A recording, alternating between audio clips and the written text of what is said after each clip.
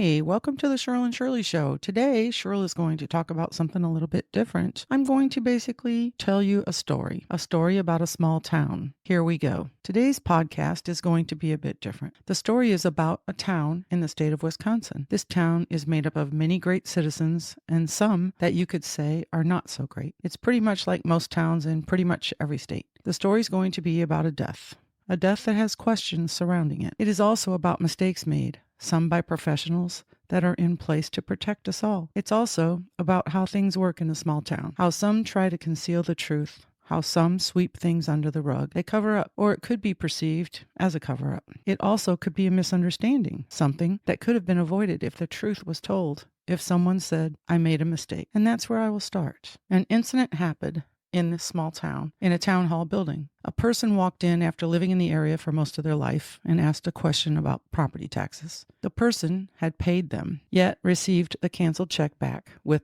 their tax bill. Now, most of us would know that the check had cleared the bank and was mailed to the person. If you hit a certain age, you may have a question such as, hey, did my property taxes get paid?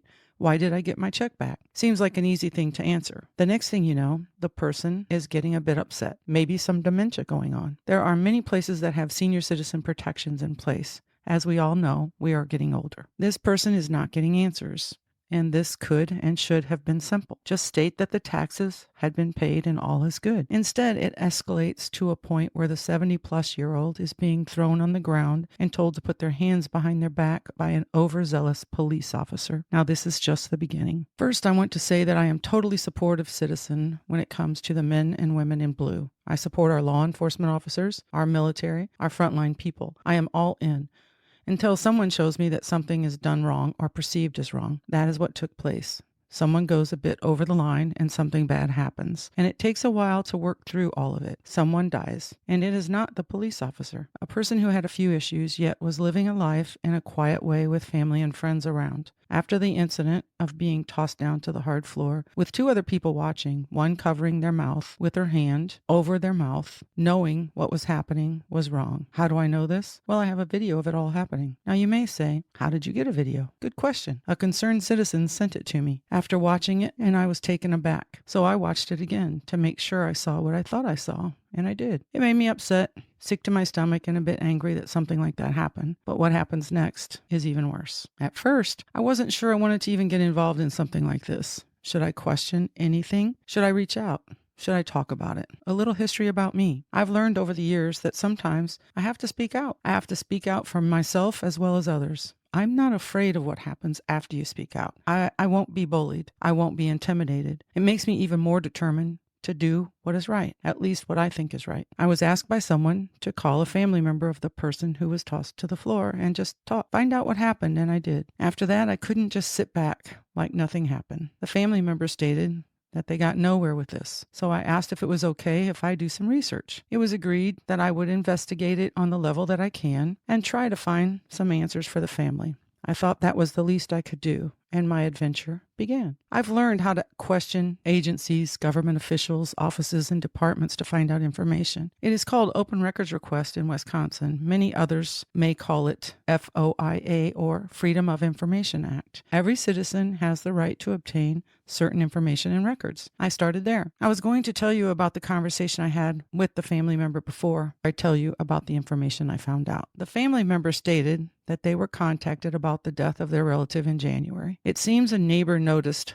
that the person had not been around for coffee for a few days, and they were worried about said person. So they reached out to the sheriff's department, who did a wellness check. They found the person dead, deceased. Sitting on the side of the bed. Seems the person had passed a few days before that. This happened to be a few days after the incident where the person was tossed to the ground by the police officer. After finding out about the death, the family had no idea the person had been involved in an incident in a local town hall until someone anonymously sent a video showing the incident, and that was a week after the person was cremated. This was a shock to the family, a total shock. They were never made aware of this incident, and of course, they felt this could have led to the person's death. At least this is what the family felt. They felt like no one cared. No one told them. No one mentioned anything about this happening to the person at all. There were police involved, town clerk, an assistant, sheriff, deputy, and the coroner, and who knows who else. I want to share that that person did have Pick's disease. It is something like Alzheimer's, yet this person was active and living at home alone.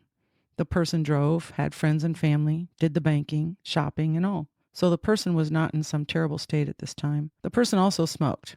That is what the family thought first off. Maybe the death had something to do with the lung issue. Yet, they were not aware the person who was tossed to the hard floor before the death. I am telling you this as when I spoke to the family member, I was made aware of this, and it is part of the story. It could explain why the person was questioning the clerk at the town hall, why questioning what was happening and why the person was agitated. I also found out the police officer involved knew about the health issue, which would make it, in my mind, even worse. We have many businesses that now have senior awareness policies. They point out that if someone comes into the establishment that is a senior citizen and you, as the employee, notice they are acting different or not understanding that you treat them gently, you can contact someone in their family. Help them, not toss them to the floor. That's my little ad lib at the end there. The police officer, after tossing said person down and yelling to put your hands behind your back many times, realized at some point this may have gone too far. Asked if the person was hurt. Of course, the person yells back, yes. The police officer then asks that an ambulance be called. An ambulance came to the town hall and the person was seen,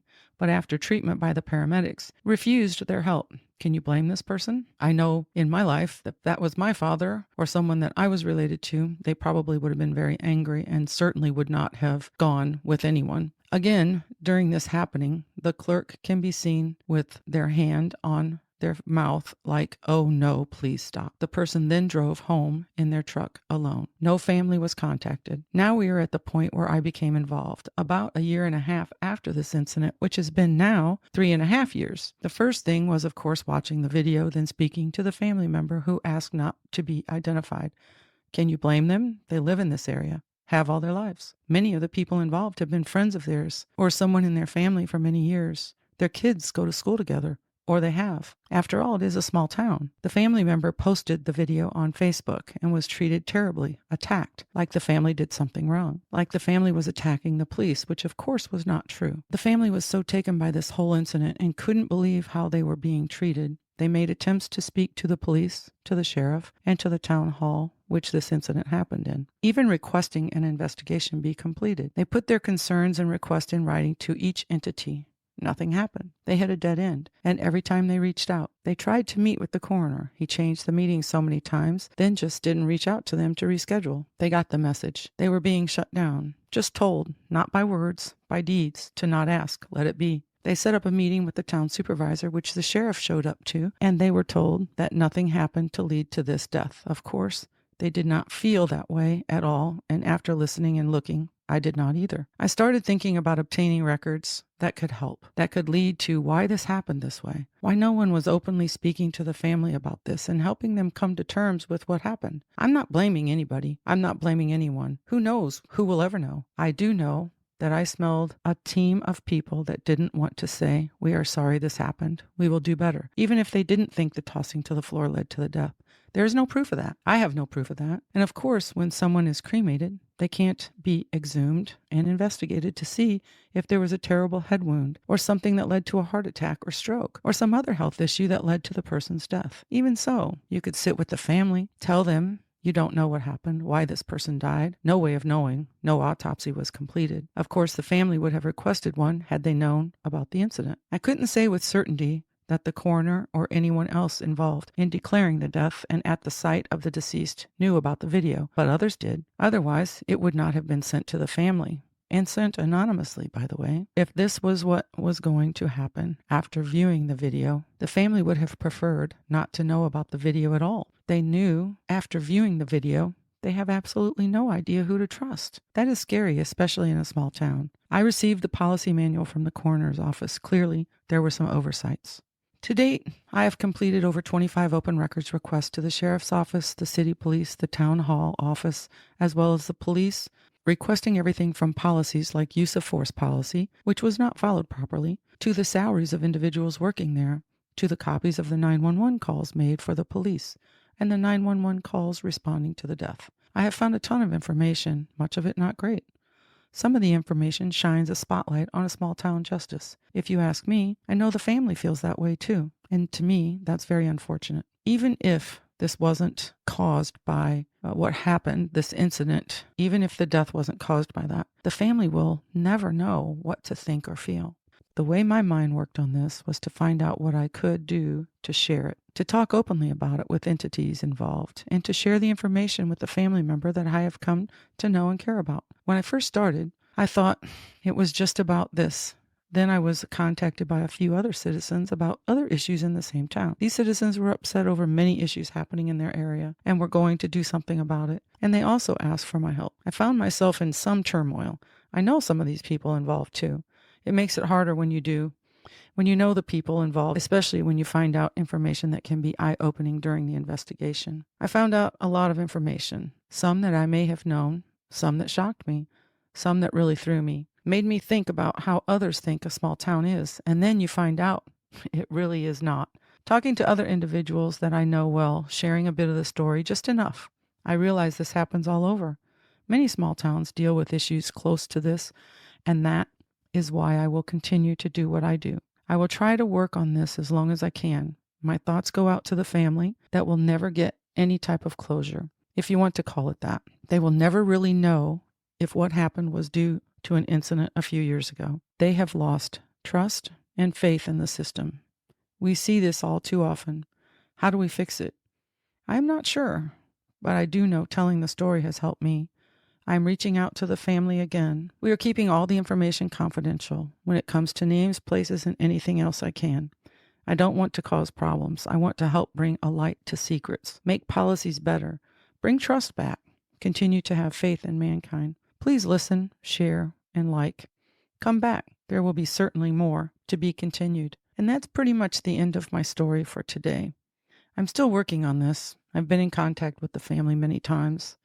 Sadness has waned over time, of course. Some of the information that I have found out has been deepening to me. It has made me think more. It's made me come to respect many people. It's made me understand what the system is about. And it's made me sometimes get very upset about it. I'm not trying to condemn anyone. I'm really not. I don't want to come down on any police force. I don't want to come down on any way business is done at town halls or anything like that. We have a system for a reason, but I do think that when something happens that's out of the ordinary, it should be brought up and it should be handled properly.